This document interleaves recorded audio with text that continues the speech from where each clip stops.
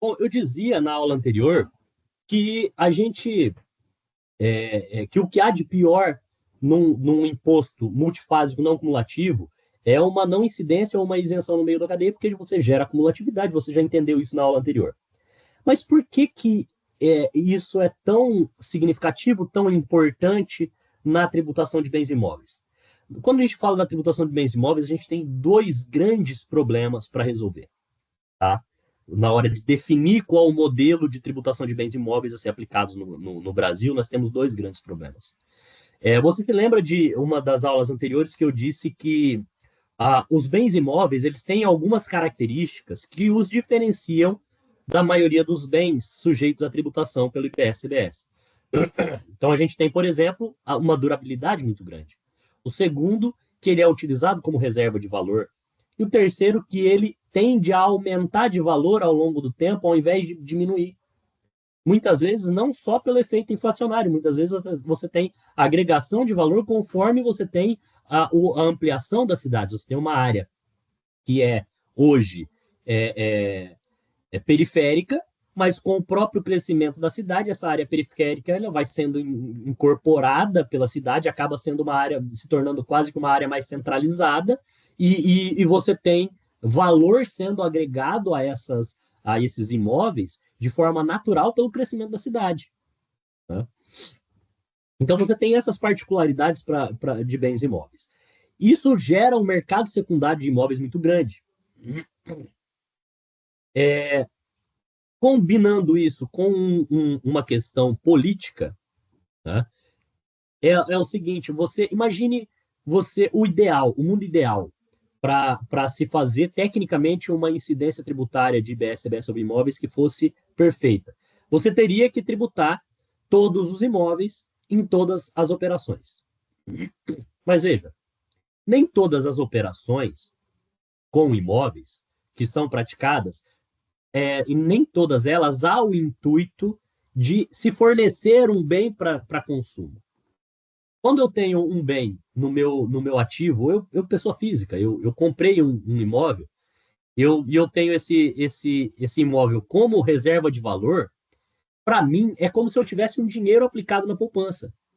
Se eu pego e entrego esse dinheiro na poupança para um descendente meu, isso não é um fornecimento para ele consumir. Eu estou entregando um valor de patrimônio que eu acumulei durante a vida, estou entregando para ele. O imóvel, quando eu tenho essa função de reserva de valor, é a mesma coisa.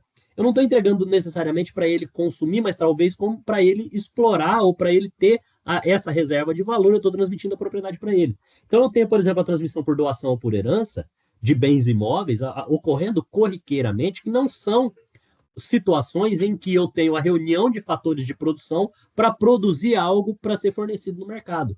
Então não faz sentido, do mesmo jeito que quando eu faço um contrato de mútuo oneroso e empresto dinheiro para um filho meu e eu não faço isso é, como atividade econômica, eu não vou ter incidência do IBS-CBS, não faz sentido que quando eu faça essa entrega essa disponibilização de um bem para o meu filho, que eu tenha incidência, né? Então, você tem aí o primeiro problema. Você também tem um segundo problema, que é o seguinte: imagine que eu tenho a minha casa vale R$ 800.000. E eu cansei dessa casa, tá grande, jardim e tal, tem que cuidar de jardim, tem horror a planta, e me irrita, tem que cuidar de planta, e tô de saco cheio de jardim, então eu quero vender e comprar um apartamento. Tá bom, mas eu não vou jogar fora. Né? Ela tem um valor significativo, ela também funciona como reserva de valor. Ali eu empreguei vários anos da minha vida que eu trabalhei e coloquei dinheiro nessa casa, então, obviamente, eu vou vender essa casa, né? E vou recuperar o dinheiro para eu aplicar no apartamento que eu vou comprar. Então, eu vou fazer dinheiro com esse bem que funciona com reserva de valor para eu adquirir o próximo. Veja, quando eu estou vendendo essa minha casa, eu não estou praticando no mercado uma operação de reunir fatores de produção para produzir, para construir um imóvel, para vender, para concorrer com a construtora. Não, eu estou simplesmente me livrando desse para pegar um pouco de dinheiro e comprar um novo apartamento. Então, essa venda desse imóvel por mim, pessoa física, que não acontece dentro de um contexto de atividade econômica, ela não faz sentido que haja tributação. Então, a primeira situação que a gente tem é a seguinte: você tem um mercado secundário absolutamente ativo e tem várias situações de disponibilização de imóveis, seja por compra e venda ou por outro tipo de transmissão, que não se caracterizam fato gerador típico, né, que não se caracterizam fato gerador do IBS, do IVA, né, do IBS-CBS. Então, você tem várias situações de transmissão imobiliária no meio da cadeia que não são tributadas. Lembrando o que eu acabei de dizer, se você tem uma situação de transmissão não tributada no meio da cadeia produtiva, pior dos mundos para um imposto de valor agregado, porque ele gera acumulatividade. Ao mesmo tempo, você tem uma outra situação, que é o seguinte: você não tem atualmente incidência de ICMS ou ISS na disponibilização no fornecimento de imóveis, né? Como a gente já falou nas aulas anteriores. Então, você tem um imposto que é uma tributação que era cumulativa até uma determinada data.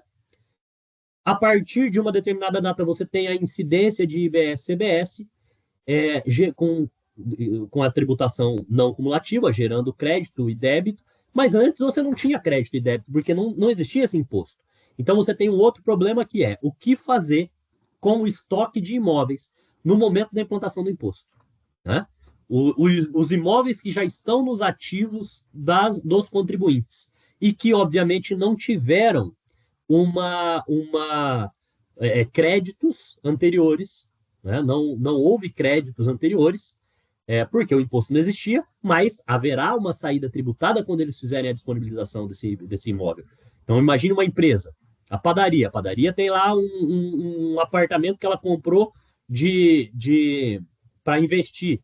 Ela comprou, não foi tributado pelo IBS-CBS, porque não existia IBS-CBS. Quando ela for vender, vai ser tributado a venda pelo IBS-CBS. Mas ela não teve crédito, então você tem novamente a geração de cumulatividade. Então, temos aí dois problemas para resolver no modelo. Né? As situações de compra e venda de imóveis que você tem uma operação que não tem crédito, né? Porque você tem uma operação não tributada no meio da cadeia. Outras situações, por exemplo, uma pessoa física, essa pessoa física, eu estou vendendo a minha casa para comprar um apartamento, como eu dei o exemplo. Eu vou vender minha casa para uma construtora, eu vou dar ela de entrada no apartamento que eu comprei na construtora. Percebe? A minha venda para a construtora não é tributada, então ela não tem crédito. Quando ela for vender, tem débito. Geraria acumulatividade. Então, nós temos esses dois problemas para incidir, para resolver.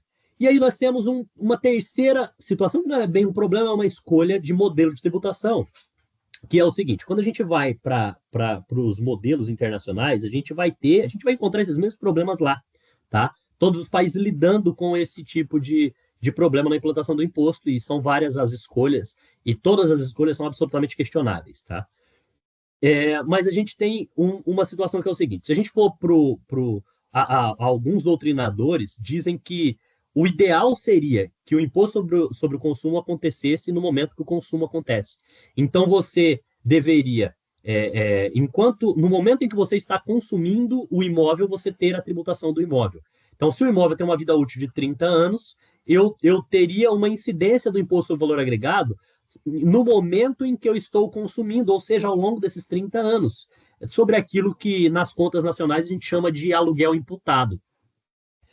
Mas politicamente isso seria um caos, um caos. Embora a doutrina diga que esse é o ideal, nenhum país do mundo teve coragem de implantar um imposto desse tipo. Porque você já imaginou, o camarada chama, peraí, como assim? O governo quer cobrar um imposto para eu usar o imóvel que é meu, que eu já paguei? Quer dizer, na prática isso acontece, mas quando você escancara isso, fica politicamente muito difícil de se conseguir.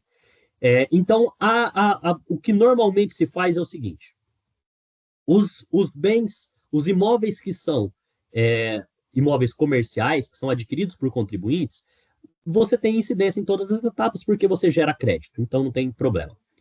Os imóveis que são residenciais, que são utilizados, consumidos por pessoas que não são contribuintes, não é consumo intermediário, você tem, se você, economicamente, o valor de todo o imóvel é praticamente o mesmo que o valor presente do fluxo de caixa futuro esperado por esse imóvel, pela utilização desse imóvel. Então, ao invés de eu tributar ao longo da vida útil desse imóvel, conforme o consumo vai acontecendo, eu pego e tributo sobre o valor de venda desse imóvel novo. Quando eu vendo o imóvel novo, eu cobro o imposto, que é esse imposto que está ali de toda a vida útil dele, e todas as próximas etapas que pessoas físicas estão vendendo para pessoas físicas, eu não faço a cobrança do imposto. Eu tenho a não incidência. Né? Por quê? Porque o imposto já foi pago. Mas se ele volta para a cadeia produtiva, ele volta para um contribuinte, e eu posso ter valor agregado novamente, eu posso reformar esse imóvel, eu posso agregar valor de alguma forma, e ele volta para dentro da cadeia produtiva, aí eu volto a ter a incidência.